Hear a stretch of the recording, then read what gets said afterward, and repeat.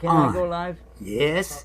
Kids recite Okay, but Quran, the record, schools, upload, everybody share, that wants to go back to enjoy, get their kids and out of the hair, win they're going to kids to big go back to school, prizes. regardless. First I mean, prize it is was really bad. $1,000. So And we the can talk next about that. 10 And then Richard, each I have get some things about the Bible I'd like $100. to And talk to you everyone about. who enters And we had people wins call a in last gift. night. I wish they'd been with And me. it's all It was free. a lot of fun.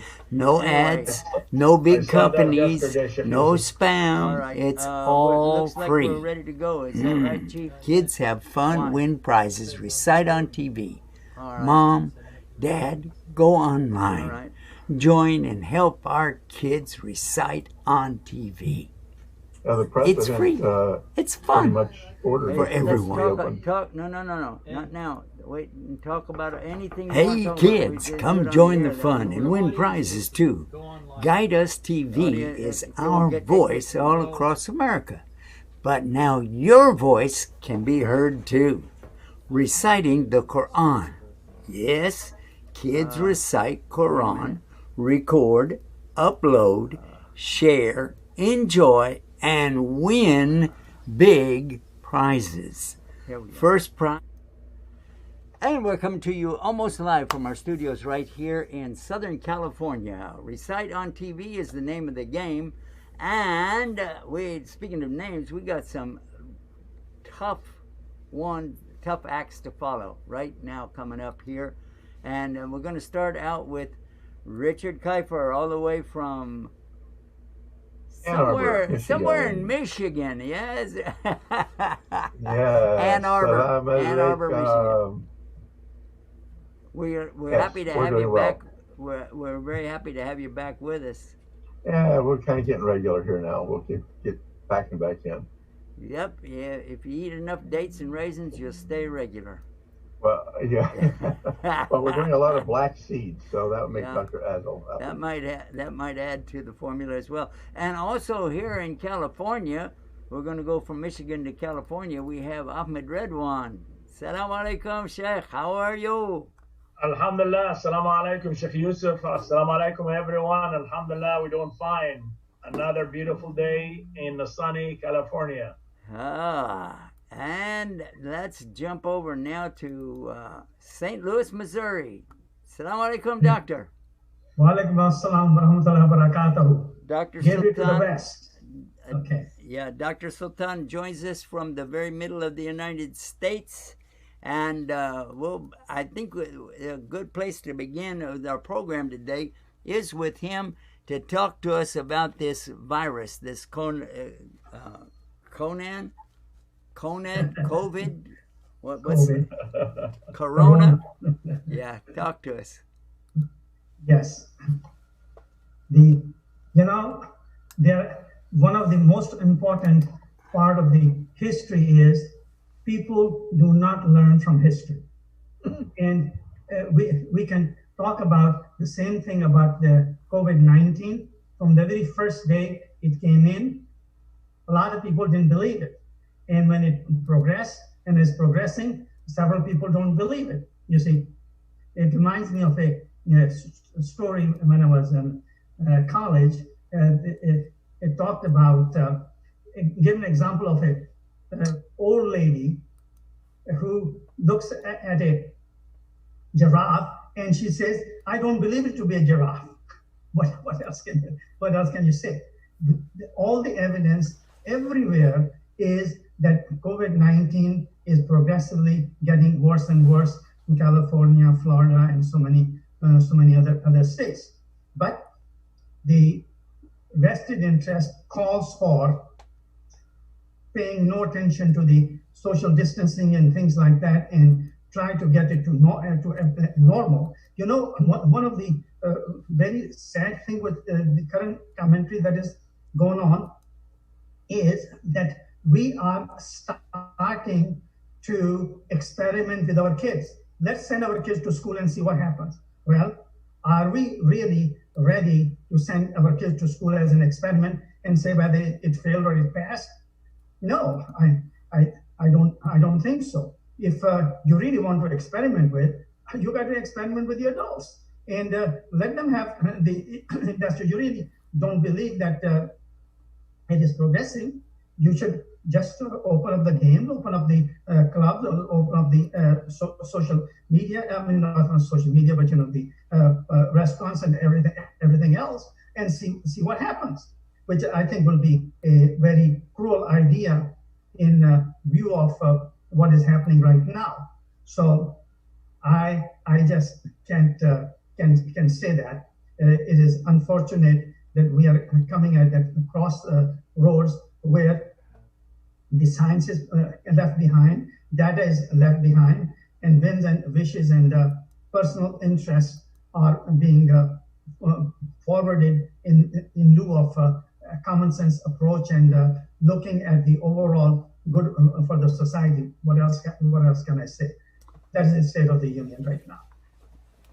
And that's a very sad state that we find ourselves in today. Whenever if people are willing to trade off the possibility of someone's health in favor of their time or wealth or something like that, this is very much a big test on, I think, all of us. Well, Michigan is doing better. I don't know if you can see. Nah, it's probably just out there. Might be. Hold it steady. Hold it Yeah, steady. I'm working at it. You're doing good. Just hold it. There we go. I can see it now. Yep. Yeah. It's wow, that's 5 feet. wonderful. Put those kids back in way down. school. Everybody head to the beach, right? Oh no! Our governor is super conservative, and there's a whole lot of stuff that hasn't opened up yet. And she has kind of a stage thing that she's working through, and she was supposed to go to like stage 5, and she just said no, we're not ready for that yet. And so we're just plodding along and doing a little better with our social distancing and our mask, and trying to figure out exactly what school might look like. It's hard to tell. I know the president ordered that everybody be back in school or they lose money.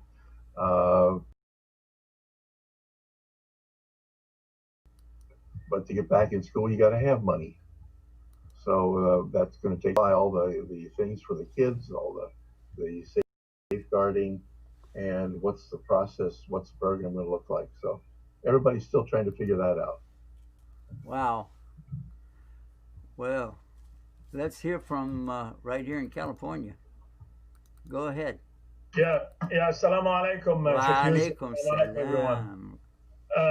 Unfortunately, the pandemic, the coronavirus, is still very active in California and is making everyone panic. Places are closing up. And I hear today about the president of the United States. He wants to force the school to open up. And it's very scary. I have 3 children. They need to go to school. Also, by the way, as soon as I heard about the pandemic and the virus, I called the school. I told them my kids is not coming anymore until we figured out heads from tail early on, about a week or 2 weeks prior to that. So we panicked in the beginning because it was no help, nothing. And now they're saying they want to open the school, and we still do not have any medication or anything to give or to attack that virus. So it'd be scary for me as a parent to send my kids to school, and they may bring the disease or the virus to me or to the rest of the family. So in this situation, I'm going to refuse to send my kids to school until we find a solution. And then study at home, virtual. This is, I believe, the best thing to do until we figure out heads from tail. But for me to send my kids to school and knowingly people are dying, I was heard, and I'm sure most of you have heard it, now we are over 130,000 people died in the United States, and is increasing rapidly. And there's hot areas. I believe Florida is one of the hottest areas. Arizona is hot. I'm talking about the virus is spreading quite a bit, and they have no beds everywhere, and the lack of gloves is still. We have a lot of face masks everywhere right now, but we are lack of gloves, we are lack of beds and space to take care of the ill. So we're still in the middle of it. Okay, real quick, I just like to ask you another question about this because you were talking about your children there in the public school. Is that right? Yes. Do you have any friends or neighbors or anybody who has their children in a parochial school or a religious school? Oh yeah, of course. You're talking about Islamic school. Well, yeah, any Or private. yeah, whatever's available. Sometimes you don't have the choice that you want. I remember when my children first started going, my boys started going to school. I put them in the Lutheran school, and we weren't Lutheran, but I wanted them to have a religious background, and also I wanted to keep them away from the general. I've always had this thing about the public schools. My mother taught in public schools for 40 years. She wrote the curriculum for special education. So, yeah, she would tell us. And she made a point to take us to one of the best schools out of the Houston area, the Houston Independent School District. It took us all the way up to a place called Deer Park. And that's where we had to move up there to live there, to go to school there, because it was paid, the bulk of it was paid by Shell Oil Company for their employees. So it was really a nice school. But and it had so many benefits. They had a giant swimming pool with the tall board and the lower one and so on, and it was a regulation pool, and they had a huge library, and it was all available to the elementary, junior high, high school, and it was a huge school, and, and like in a dream, and the best of teachers were there too. But it's interesting that somebody asked me the other day about science. You had a science teacher. Why were they also the coaches there? And I said, how did you know that? But anyway, so yeah, my thing is to tell Muslims when they come to this country to be sure there are two other options beside the public school. There are two other options. One is the parochial type school where you can have them pay for an education, but you can choose then the kind of background that you would like to have. Also, the other one, the second one, is to educate them at home. Yes. Purchase the curriculum and then educate them there, but then take them up to, sometimes they have a library where they get tested out, or to a school to get tested out, in different places. But that's what we did with my daughters, because I had come to Islam, and we definitely couldn't afford the private school for even one, much less two. So that's, my wife got, she did a certificate thing by mail and learned how to be like a substitute teacher, basically. And yeah, it was really great.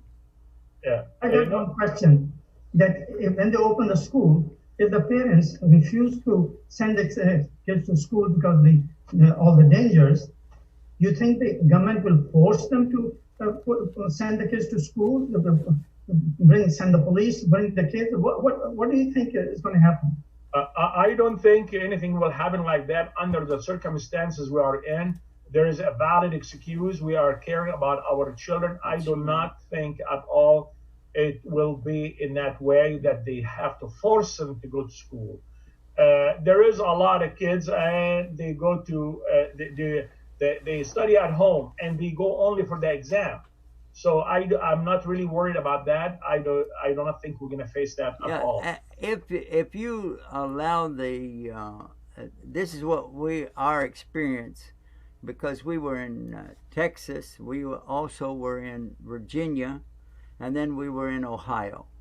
And my recollection is that as long as you have the materials and you have the wherewithal, that the children have access to education, and I think then a lot of it will weigh in on the parent. How much do you really want them to know and learn and be able to adjust when they get into the public, when they get into the workforce, and if they want to go on for higher education? Because an equivalency to a high school education is not really the same. When people look at that and they think, well, okay, that's not what we're looking for, and they might rule out your child to go to some of the better Ivy League schools. So that is something to take into consideration. But as far as me personally, I tell brothers, if you come to America, choose option number 2 or 3. Don't go for number 1. Because number 1, to me, is better off to put your child in a toilet. And when I said this to one of the brothers, yeah, I said that. I remember hearing that from you, Sheikh Yusuf, a while back, probably a year ago. Yeah, and I when I told him to, I just met him that day. He just came into the masjid. I was the emir of the masjid there. And he brought his child with him, and he was saying, this is the best day of my life. And I said, really, why? And he said, I put my son in American public school. And without batting an eye, I just said, why didn't you put him in the toilet? And he's like looking at me like, no, public school. I put him in, I said, I speak English, no problem. But, if you want Arabic, hammam, put him in the toilet. And he's looking at me like, what? I said, yeah, because at least you can wash it off. Because what these children will go through Yes. All the children, not just Muslim kids, all the children will go through, then they pick up so many personality quirks, and they pick up bad language, they pick up the best way to insult people, and there are so many things, the disrespect that they learn in the public school. And I know I went to public school way back in the 40s and 50s, and I tell you, bad then, and it only got worse. It didn't get any better. And I remember when my mother told us this, she said, when you took the paddle out of the hand of the teacher, that was the end of the respect for the teachers. Because she said she never had to use the paddle one time, but it sat on her desk and they understood you have to have respect because of that. That's what she said anyway. Sheikh Yusuf, let me tell you, I agree with you what you're saying about generally the public schools are not the best choice. But I don't know if how much you heard about Irvine. Irvine, they have very, very good high school. Schools in general. A lot of people, they come to Irvine only, and they move to Irvine from other states and other cities around to move into Irvine, and they purchase homes in Irvine in order to go to school in Irvine. Irvine is known to be one of the best schools around, public school. Yeah, can I tell you something? Do you mind if I tell you something? Please, go ahead. We lived in Dublin, Ohio.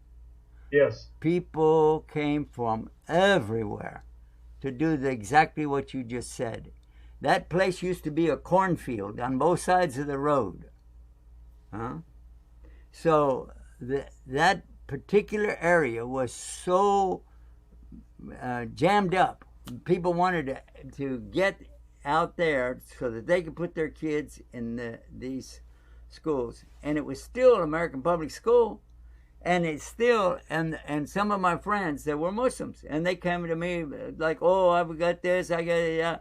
Then these same people, 10 years later, are calling me on the phone and saying, you know what, I need your help. You have to come help me. My son left Islam. My daughter left Islam. My son got married to a girl and she took him out. All those kind of stories. And that's the real problem. It's not about the quality of education, which, by the way, we are not at the top of the ladder education-wise, not even in the top 10. Did you know that, here in America? Mm-hmm. Our best schools are not even in the top 10, but we are number one in the most expense for all of that. Did you know that? No. Yeah, so I don't care how you try to slice it or how you try to sell it. I already understand the best of the cream of the crop is not cream and it's not a crop, okay? It's a crock. But also, I have faced some people also approach me about what you're saying. Some kids, they left the home and they went to marry and stuff like that, and against their father as well, because there's no foundation. You know, it's always best to take the children, 6th grade to Islamic school. Just like when you're building a house, if you have a weak foundation, the house will collapse later on, which is that the child will collapse when they reach 18 or 20 years old. So we have to strengthen our foundation in the kids in the elementary school, to look for an Islamic school that knows your principle, knows your technique, knows about Islam. This way you do not lose your child. And this is, alhamdulillah, this is what we have done. We take him first to private school in the beginning, and then when high school, and then we took him to public school. Yeah, I understand what you're saying, and I'm not trying to promote one school over the other as far as that goes. I really like the idea best of having your children learn at home. But let's look at the downside of that. The downside of that. Somebody's got to teach them at home. And you have to have a structure at home. You have to have some way to organize and put a schedule in place. And that's not that easy to do. Somebody has to take that responsibility. Now, very difficult. It's not an easy task. You're absolutely right. And but I think that's one of the things a young man should look at before he gets a wife is, how is she going to raise my children? Yes. Or our children, actually, because look for a mother before a wife. Yes. Yes. I always preach that to people. Look for a mother before you look for a wife. Then you will always have a happy life. You got it. All right, let's go to Richard and find out what's going on over there. Richard, you've been following everything we were talking about, yeah? Yeah, kind of awkward. I'm a public school teacher. I know, that's fine. That's why I'm asking you. Weigh in on this thing. Yeah. We need defense from you. Defend me here. Well, yeah. Stick up for him. Attack me. I didn't raise my kids in Islam, but I raised my kids in Christianity. A very solid, evangelical home. We prayed together. We read Bible together. We were in church all the time. Our kids memorized Bible. We did all that thing. And I think Brother Redwan is saying exactly the right thing, is you can lay the foundation. But there is still a point in time where the kid becomes himself. And even for the boy or girl born Muslim, there is a step in time where they step out from their mom and dad's belief and go, this now is mine. And, I've got some kids that are very, very strong in their faith. I've got some that aren't. And I don't know how if you can protect them, but there's still a point where whether they go to a public school or a private school, they inevitably end up in a public kind of college education situation. and they are going to get the attacks then. Many of a Christian young man and woman have gone to a university and taken one philosophy course where they tore the Bible apart, and the kid walked out an agnostic after about 2 or 3 weeks. So if the foundation is not there, then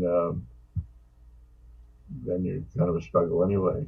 So I like Brother Wedmon's idea. You just put them in that foundational process, and then you make dua like crazy.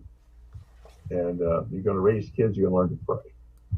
Well, that sounds like a very good split between the two. Mm-hmm. As a school teacher, though, you work in different aspects of it because you have to. You're a substitute, right? Yeah, I'm a substitute, but I'm a regular sub in right. A couple of the buildings. And we got a caller. Let's there's a lot of good things there. Yeah, let's take this caller here and see what we got here. You have. All right. Salam alaikum. Go ahead. You're on the air. Oh, they hung up. All right. Go ahead. Break. Go ahead. Oh, he said we got to take a break. Ah, he's right. What fell down here? All right. Then we're going to take this real quick break, guys. So stay tuned. Stay guided with Guidus TV. And where is that thing? Ah, here it is. All right. Stay tuned. Stay guided. We'll be right back right after this. Hey kids, come join the fun and win prizes too. Guidus TV is our voice all across America. But now your voice can be heard too. Reciting the Quran. Yes, kids recite Quran, record, upload, share, enjoy, and win big prizes. First prize is $1,000. And the next 10 each get $100. And everyone who enters wins a gift. And it's all free. No ads, no big companies, no spam. It's all free. Kids have fun, win prizes, recite on TV. Mom, Dad, go online. Join and help our kids recite on TV. It's free. It's fun for everyone. Hey kids, come join the fun.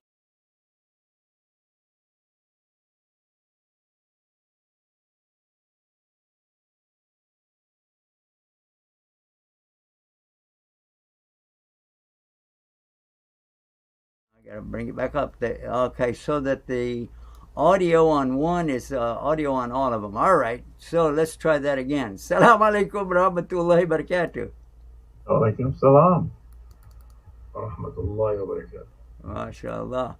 All right, now I was just saying that it looks like we are missing one of our guests now. I think he went to do salat. But I want to come back to the subject that we're talking about, the schools, because before we really get into anything else, this is critical. Our children, hello, I don't want anything to happen to our kids, you know. So, Ahmed, what is your feeling about this? What do you think we're going to do? I hope the president is not serious about what he threat about saying they will cut some of the money to the states if they do not open the schools. I don't know if you heard of that, Sheikh Yusuf, or not. Yeah, I did. Okay. And it's kind of scary. Do or die, you know. But of course, you know, I'm going to also take it very seriously. I'm not going to send my children to the school unless there is a solution for the pandemic. Simple as that. Their life is more important to me than their education. Very simple. I'm going to repeat it. My children's lives is more important than the education. You know, I rather see my children as long as I live, and this is what I'm going to be aiming at. The education will come after that. Education, you could catch up with it later on in a year or 2 years if we found a solution. But under the circumstances, my suggestion, the school should remain closed until we find a solution to this wild, out of control disease. When you say 130,000 people dying and the increasing every week. Well, today we reached 3 million. 3 million cases. I just heard it this morning on CNN. We reached 3 million cases of this virus. Now, even if you take into consideration, okay, maybe some of them don't really have it, maybe this, maybe that. When you say 3 million, what you're like, what's that? Give or take 1,000 or 2,000? And how many people are going to die? No, because whenever somebody gets the disease, they don't die right away. Yes. They go through a lot of stuff. Maybe it could be weeks, even months. But then when they die, then everybody say, oh, that's the day they died. No, the day that they got it was the day they were starting to head for the grave. Exactly. But the rest of the world is looking at us like, the old adage of the ugly American, because we will not quarantine ourselves. And so the rest of the world is doing it for us. The border to Canada is closed. The borders to Europe are closed. Americans cannot travel abroad because we have I'm trying to be very careful. We do not have a clear message throughout the country saying this is our way, this is how we're going to fight it, and we do it.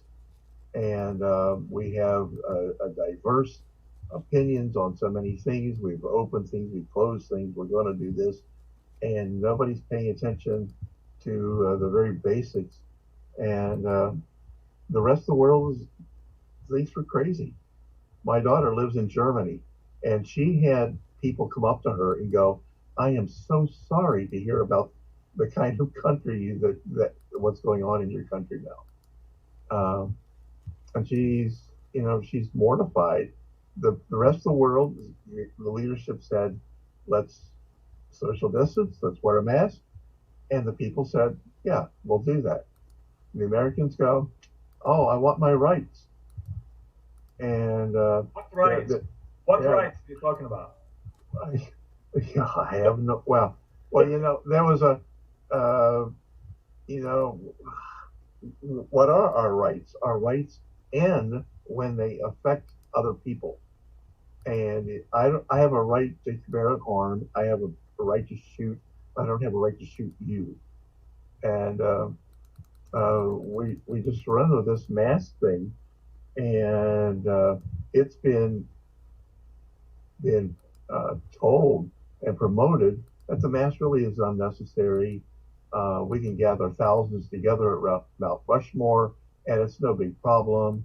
We can gather at political conventions coming up, and it's no problem. And so there's no clear message. If there's no clear message, somebody's got to grab a hold of it and say, America, we are going to do this. We have to do this, and follow the leadership of the health people, who are the folks in, rather than vilifying the CDC and the WHO, we need to listen to what they're saying and just do it. But the governor here in Michigan has been attacked severely because she's very reluctant to open up a lot of things. But as you saw on my phone, our numbers are coming way down. And we can't open the beaches, we can't open the bars. You can't have all of that and still not having. We got another call. Let's take Hello. this call. Now to pass on. Hello, Assalamu alaikum. Wa alaikum salam rahmatullahi wa barakatuh. I think we got somebody who wants to recite the Quran. Am I right or wrong? Yeah. Huh? Yes. Oh, mashallah, mashallah. 2 All years right. old. Well, we got to change the background now. We got to go for Hey Kids. Yeah, there we go. Let me see if I can show you. Upload your video to recite. Yeah, let me see if I can pull me out of this thing for a minute. Hey kids, upload your videos now, reciteontv.com, and somebody going to recite for us right now. Yeah, let's do that. Who do we have on the phone with us right now? Tell me your name. Osman. MashaAllah. Where do you live? In California. California. Are you in Southern California, Middle California, or Northern California? North California. Oh, North California. North. MashaAllah, MashaAllah. All right, are you going to recite something for me now? Yes. What are you going to recite for me right now? Today I'm reciting Surah Insan. 10 ayat. Oh, Surah Insan. All right, that's excellent. 10 That's excellent. ayat. All right. Surah 76. 76. Man, you know what I need to know. All right. Let me pull it up here. Let's see. We're going to open it up. Recite on. All right. And we need chapter 76. Surah Insan. The first 10 ayahs, is that right? Yes. هل أتى الإنسان. All right. هل أتى على الإنسان. You forgot the ala. Okay, go ahead. أعوذ بالله من الشيطان الرجيم. بسم الله الرحمن الرحيم. هل أتى على الإنسان حين من الدهر لم يكن شيئا مذكورا. إنا خلقنا الإنسان من نطفة أمشاج نبتليه فجعلناه سميعا بصيرا. Hey kids, come join the fun and win prizes too. Guide Us TV is our voice all across America. But now your voice.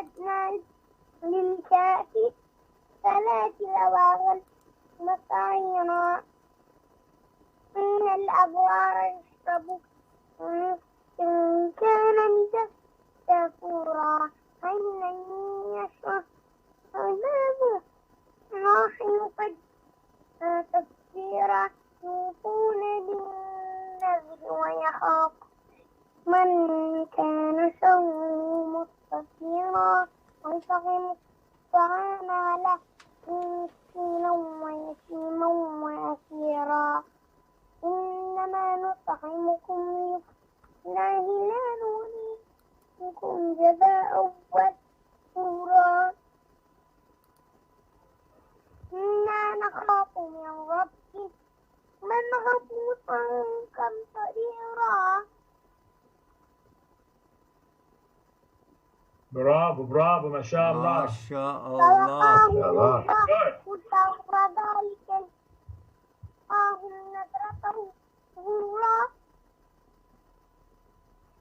وجزاهم صبروا جنة حميرا متكئين على الأرائك لا يرى فيها شمسا ولا زمهريرا وداني عليهم ظلالها وظللت قصور تذليلا ويطاف بآية فضة وأكواب كانت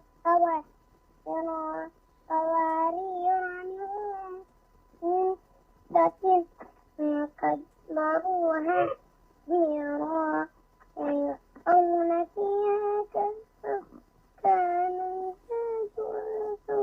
جبيلا MashaAllah. ويطاف عليهم We got How old is he, Sheikh Yusuf? How old is he? Yeah. Let me ask him. How old are you? 6 years old. 6 years old. MashaAllah. First grade, huh? Yes, MashaAllah. I'm so proud of you. You're doing a wonderful job. Very good job. Good job. I like that so much. And what I would I'd like to encourage you to continue learning and memorizing. Yeah, keep up the good work, okay? hello. All righty. MashaAllah. MashaAllah. Thank you. Thank you so much. Hello, Jazakallah khair. Yusuf Estes. Assalamu alaikum. Hello, Sheikh Yusuf Estes. Where are you? I think I'm right here. We got to run, but keep on going. Did you? Oh, wait a minute. Did you upload a video yet on Recite on TV? Huh? Yeah. Well. All right. Richard, what do you think about that? That's wonderful. SubhanAllah, that's wonderful. There's the foundation.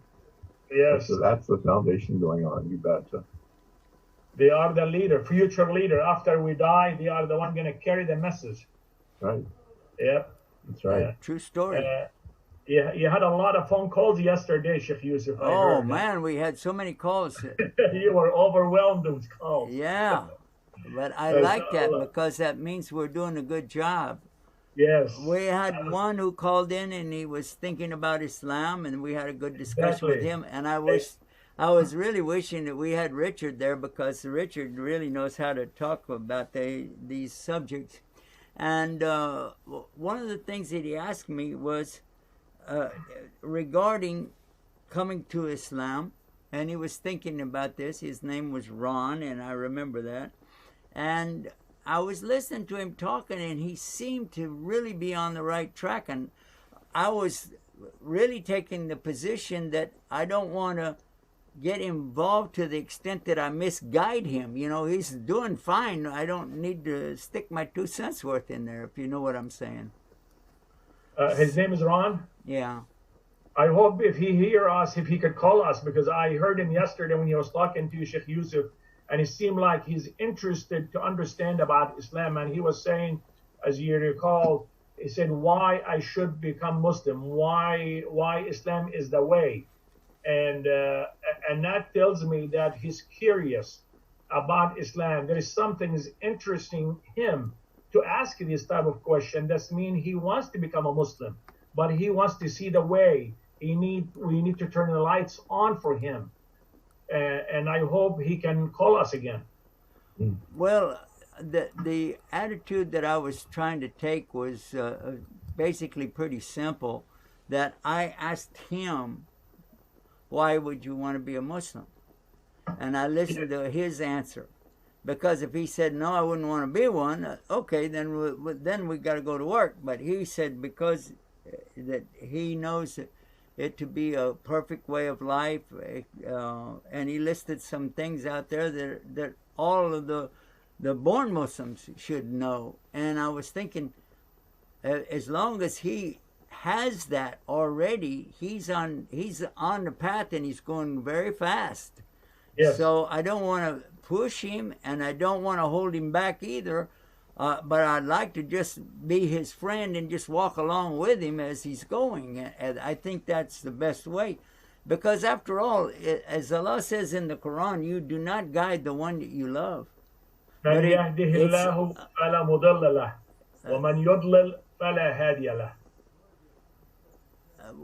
yeah, whoever Allah guides, nobody will misguide them. But whoever Allah does not guide, they will never be guided.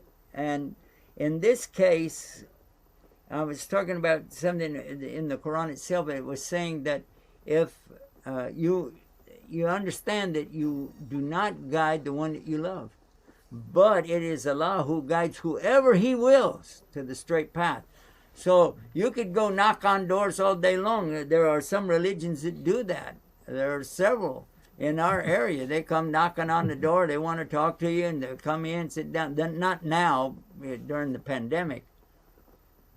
But, you know, after they come in and sit down and they realize that you're a Muslim, that their hope is that maybe you don't know much about your religion, and maybe they got a shot. Because if anybody chooses to be a Muslim and they've done the research, done the comparison, and they have a balanced mind, I doubt seriously that they're going to ever go out of Islam, because they did a lot of research to get into it to start with. And on top of that, we read in the Quran in I do not know the name, but it's Surah number 6, that whomever Allah desires to guide, He spreads open His heart to Islam, and that's happened in my life. You get your heart spread open by Allah subhanahu wa ta'ala, you'll be Muslim. Well, that's Surah Anam. And Anam? It's Surah, it's ayat 125. Okay, we can open that up and this. But that also brings up another question. Allah Ta'ala says that when you invite people to Islam, you invite it in the most beautiful way, and with tact, I'm using my own interpretation, diplomacy, proper way of presentation, and so on and so forth. There is one thing we always say. This is a big question that we can really talk about this on several occasions. We say Islam is a beautiful religion. Okay, so I'm not denying it, but I'm just simply humbly asking you one question. Please show me, how do you say that Islam is the most beautiful religion? Why do you say that? Yes. So that's very good. I like that. I really like what you're saying. Keep going. Keep going. I like what you're saying. So I have very limited knowledge, but because I'm in medicine, so that's not. There's one beautiful picture that I came across in one of the mosques. Can you see that? You see? Oh yeah. Hold it steady. Yeah. Hold it steady. Aqidah. It's about Aqidah, with the belief system. It is about everything in this describes. So you can take any subject in here and say, see, what's the beautiful thing about marriage is talking about? What's the beautiful thing about talking about business relationship, and so on and so on and so on and so forth. So I think we should keep this diagram in mind and bring up the subject, repeatedly bring up on our screen, and take one subject and talk about the beauty of Islam in those various areas of Islam. Yeah, you're doing like me now. You're holding that thing up. I don't know how long you can do it, but I'm so happy that Yusha built a system for me that holds it up there right now. Yes. Now I can pick up the phone like this, but it's got a cord, if you can see that cord, and it goes up to a speaker. It's right by the thing, and I like that. But yeah, I can see that. At the center of everything on your phone right now, it says Aqidah. So, and that is the center of everything on Islam. And that is the strongest, most beautiful part of Islam, is the belief system. The belief system never really goes against your logic, unless you're an illogical person, but it fits. It really does fit. I like that. I was looking at myself in the reflection of your phone. You held it so close I could see me. I can speak for coming from out of Christianity. The beauty of Islam is that Allah subhanahu wa ta'ala is the God that I always wanted to be there. He was a God of mercy. He's one. He's to be worshipped. He writes a book that's verifiable and logical, and on and on and on. He tells us how to pray, how to worship him. He doesn't confuse us by being part God and part man. He's better than a creator who creates babies with sin natures. He's better than a God who has to sacrifice a human being so that he can say, I forgive. Allah is better. He's just better than Allahu Akbar. He's greater. He's better than that. And that, in comparison to where I came from, that is the sounding gong, so to speak, of my beliefs, that the beauty of Islam is Allah, and He has revealed Himself. He revealed Himself clearly, and we know who He is, what He wants from us, and there's no confusion. Nobody in Islam speaks in tongues or decries that they can be healed, or looking for jet planes to fly around the country. There's on and on and on and on. Allah is better.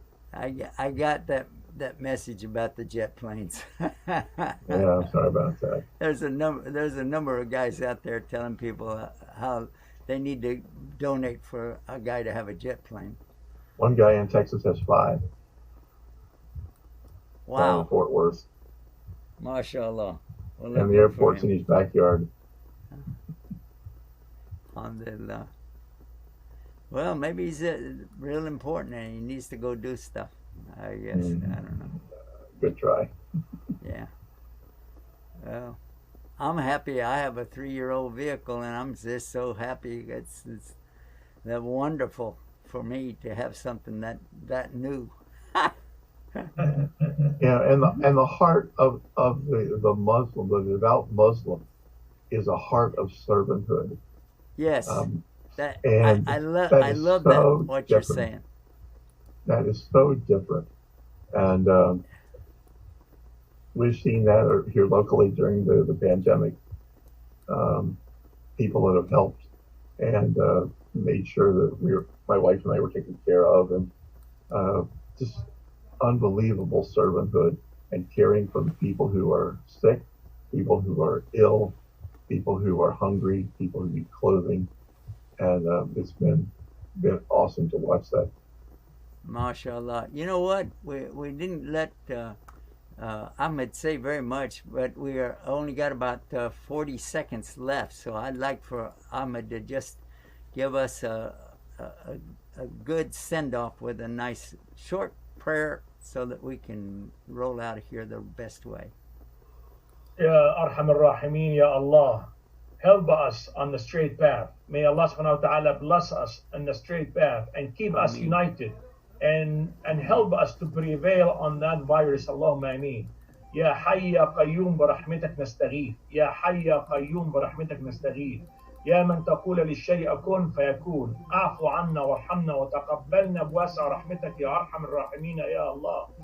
اللهم استرها معنا فوق الارض وتحت الارض وعند لقاء وجهك العظيم. يا حي يا قيوم برحمتك نستغيث. اللهم تقبل منا واعف عنا وتقبلنا يا رب العالمين. اللهم امين. Ameen. Ameen Ya Rabbil Alameen. Okay, everybody, stay tuned and stay guided. Guide us, TV. Yeah, man, that's the best. That is the very best. Let me find what are we supposed to go out with? Here it is. All right, we'll see you tomorrow, guys. Same time, same station. Guide Us TV. Hey kids, come join the fun and win prizes too. Guide Us TV is our voice all across America.